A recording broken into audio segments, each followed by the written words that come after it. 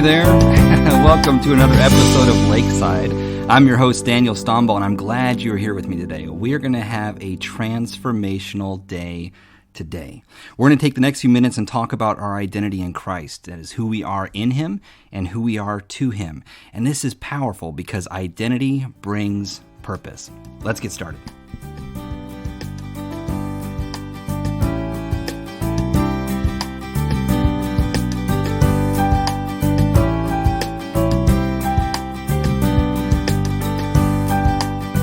And welcome back. We're in episode number 39, and we're talking about, the title of our episode today is It's All in How You Say What You Say. It's all in how you say what you say. And we're talking about Solomon and Song of Solomon, and we're really jumping into some of the secrets in the Song of Solomon because there's so much stuff packed in 8 chapters of this little book in the Bible called the Song of Solomon. And there's so much in relation to how God sees us and how what that relationship with Him actually truly looks like. And it is so far different than most times what we've been painted or handed. We've been given an airbrushed image of God saying, hey, this is it. You know, I use this when I look at Song of Solomon, I use this analogy, and that is if I wanted to teach my son, if my son said, hey, Dad, you know, he's 12, he says, hey, Dad, teach me how a relationship between a man and a woman, is, what that exists and what that looks like. And I said, well, here's a stack of Playboy magazines or pornographic material. Read this, and then it'll show you exactly how that looks. You know, he would read it, and he would look at it, and he would digest it, and he'd develop an appetite for something that was not correct. He'd have a skewed vision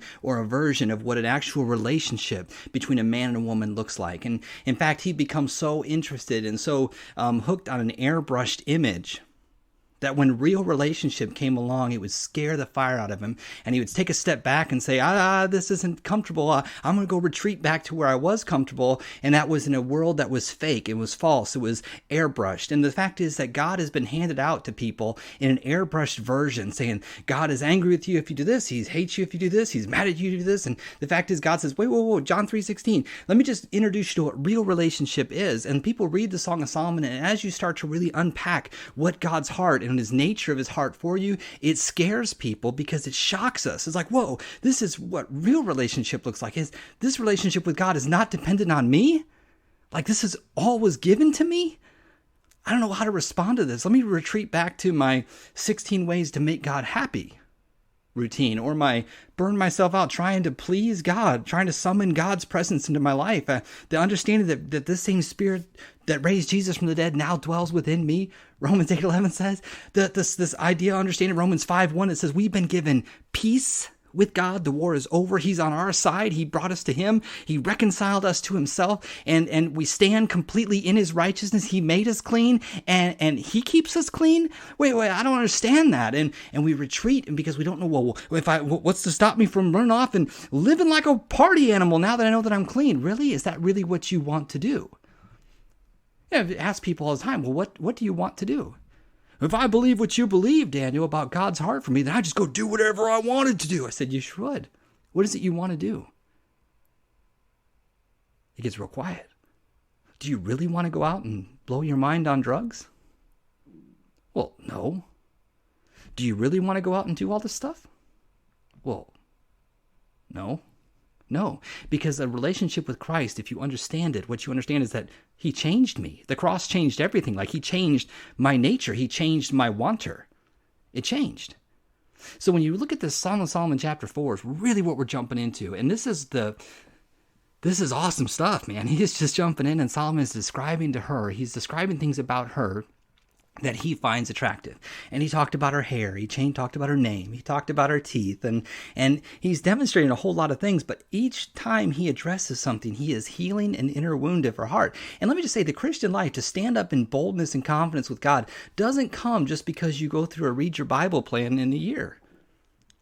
You know, it comes because you ask the Holy Spirit of God, who is the divine teacher. You say, lead me into truth about how God feels about me. Teach me every day something about you and your heart for me.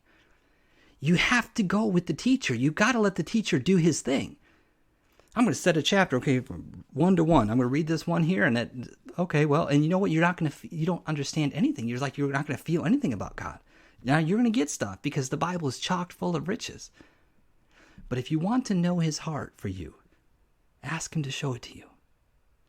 Song of Solomon did that for me. When I asked God to show me your heart for me, what Song of Solomon did is it showed me who I was. It showed me my identity in him. And identity brings purpose 100% of the time. Song of Solomon chapter 4 and verse number 3, we'll jump right into it. If you want to check out any of the other podcasts, they're all on iTunes or Podbean. You can go back, Lakeside with Daniel, you can go back and find those. And I encourage you to click and subscribe. It's free to subscribe, and you get these updated as we go through it, and I know you're going to love those. Song of Solomon 4, verse number 3 says, Thy lips are like a thread of scarlet, and thy speech is comely. Thy temples are like a piece of pomegranate within thy locks. And you remember in a past episode, we talked about how Solomon equated things with the way he felt about her with an object that she can taste, touch, smell, or see. And this was by design because he wanted her to be able to identify with how she made him feel. And so he talks about her lips being a thread of scarlet, and her speech is comely, and her temple is like a piece of pomegranate within the locks. And we're going to look at just one little aspect, maybe two aspects of this passage here this morning, on this episode rather. And so Solomon is describing the lips of his bride and their physical appearance. He's saying they're just thin, they're just really delicate. He says your lips are like a thread of scarlet. They're beautiful. He talks about the color, and he talks about the width of them. And then suddenly he goes deeper in expressing what her lips cause him to notice about her. He didn't just say, girl, your lips are fine. He's talking about her lips, and he just jumps right into something and says, hey, your lips caused me to notice something. They caused me to notice your temples. Solomon noticed her temples. He says, your temples are like a piece of pomegranate within thy locks. Now, her hair would have covered her temples, right? Within that locks. It implies that it's within, or it's behind, or it's inside. And he says, hey, when your lips speak, my eyes are drawn not to your lips. My eyes travel up. I find myself looking between the locks of your hair. I look at your temples when you talk to me. What's the deal with that? The temples are the thinnest layer of skin on the human body. And the temples also are powerful because they reveal a person's emotions with clarity. Solomon was telling his bride that her words mattered to him because they revealed her passion when she spoke. He noticed her passion, and he noticed the things that she was passionate about. Her passion and her heart were beautiful to him. You don't get passionate about things that are not heavy on your heart. As she would talk about growing up, she talked about wounds in her life. She talked about the different things that went on with her. He would look at her temples as she talked, and he'd say, this person's really, really passionate about this. And when things that you love will cause passion to be seen in your temples, and things that you hate will cause passion to be seen in your temples. Man, you don't talk to someone you're angry with, and your temples are fine, man. Sometimes that little vein pops out, or they just kind of throb a little bit. What is that? It's this blood pumping up there. It's like, man, this matters to this person right now. And let me just say that this is a beautiful picture that God notices things that stir your heart. This tells me when I read this passage, if God is the pursuer, if he is the king and I am the bride, I'm the pursued, what this tells me, this picture, is that God values and God knows, and it matters to God, the things that stir my heart, and he loves the way that I speak about things with passion. God loves the way that you speak about things that you are passionate about. Why? Because your passion reveals where your heart is on a given matter. It is impossible for me to talk about Song of Solomon.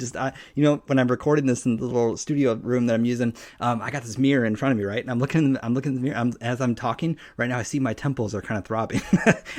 I get passionate about the heart of God. I get passionate about how he feels about me. I get passionate about all this stuff. And so, man, God notices that your passion reveals where your heart is on a given matter. What are you passionate about?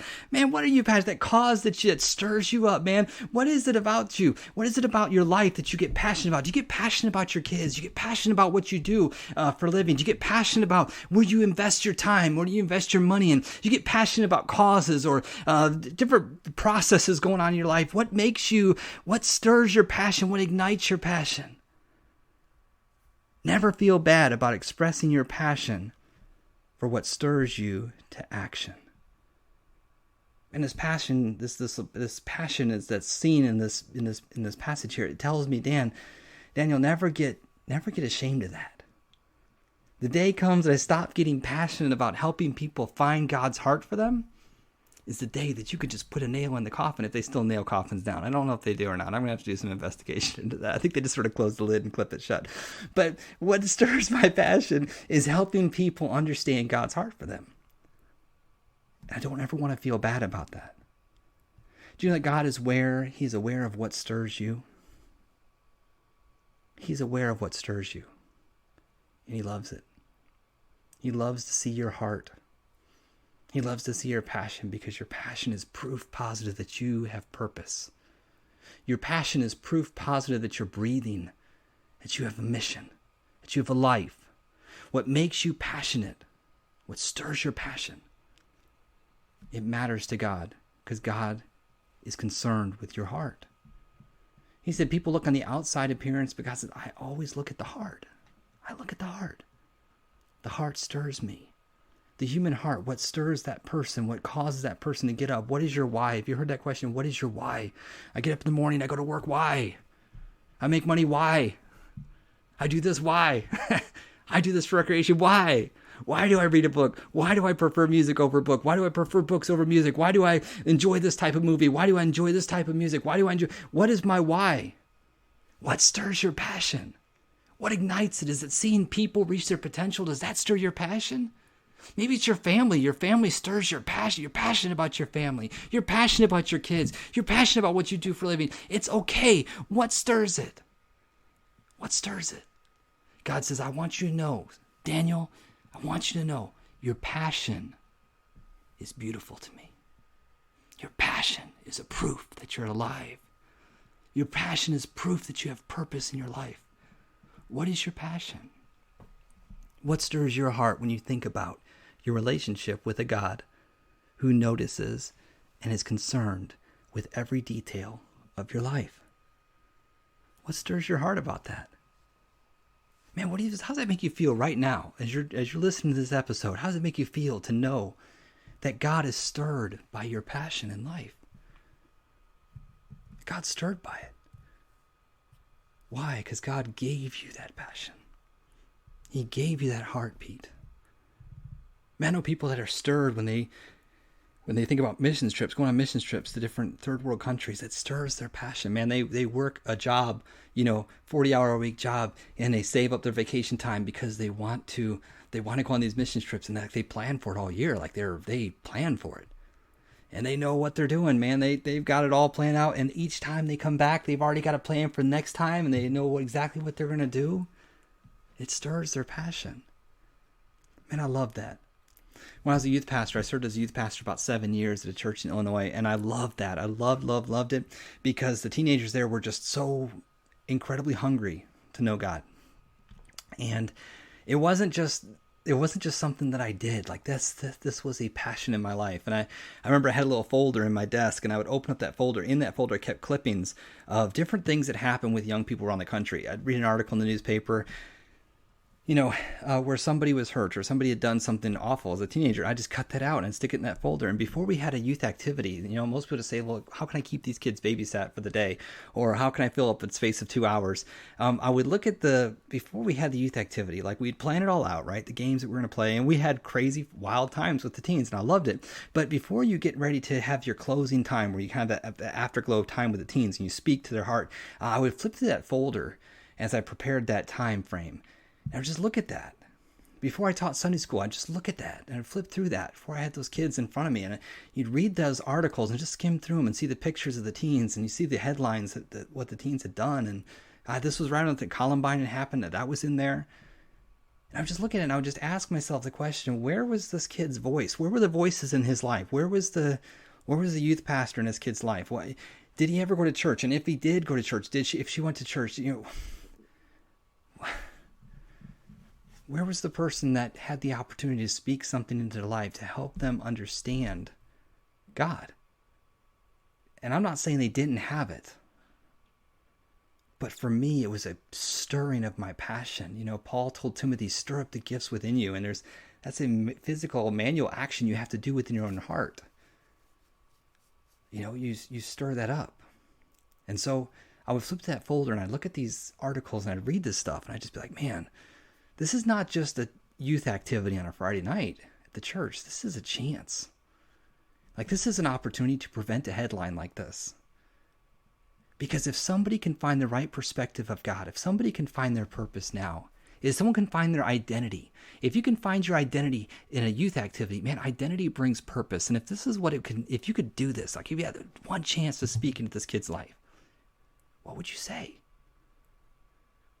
Man, on Sunday afternoons, once a month, I go speak at the correctional facility for the juvenile delinquent center right there in the town we lived in. And watching those teenagers come into that room in chains sometimes, under suicide watch or wearing orange, and little guys, man, little teen guys with their with their pant legs rolled up because they couldn't even fit in the orange jumpsuit, you know, just sitting there. And it's like, man, this kid's got a dad or a mom or an uncle or an aunt or grandparents.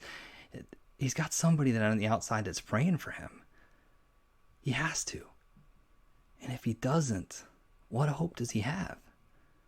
Because he's around a bunch of thugs. Man, those were not just, I got to do this to fill the time. It was like, this was part of my passion. I remember one time we're going in that juvenile detention center. I remember reading Jeremiah 29:11 where he says, I have an expected end to you. And I said, guys, orange isn't the end. Like, orange is not the end. This isn't the end that God has. Man, begin to speak into their hearts and just begin to pour in. Why? What is it? It's a passion. Stirs your heart. Man, there are people listening to this episode and you've got a passion for causes in your life. I mean, they stand out to you. You think them, you eat them, you sleep them, you drink them. I mean, it's there. It's in your mind. It's in your heart. And every breath you take, it's like it's on your mind, constantly in the back of your mind. Here's this thing. It stirs your heart. It's your why. It keeps you going. Man, I just want to say that, I read this passage about, he talks about her speech and her lips. And he says, your lips cause me to notice the way you speak, the words that you say. Solomon really liked the way that her lips, formed certain words, stuff that you wouldn't even think about. Like, he liked the way that she talked. He liked the way that she said things, the way she came up with phrases, the way that she expressed her heart. He said, I like that. And he said, and when you talk, my eyes always see your passion. He said, your passion stirs me. It's something very attractive about you is your passion. And I just want to say that God is stirred by your things that stir you. Like, God's aware of you. He's aware of what your passion is. He gave it to you. So walk in it. Pursue it. Pursue it. It's part of your purpose. Thank you so much for being with me today. I hope you have the greatest day of your life today. I really do. Thank you so much for watching. If you're just joining us for the first time, thank you so much for tuning in and listening. I encourage you to click subscribe on your iTunes or Podbean. And if you're with me, you've been with me for the last several days here, all the way through. Thank you so much. You honor me for that. I appreciate feedback. I'm on Twitter.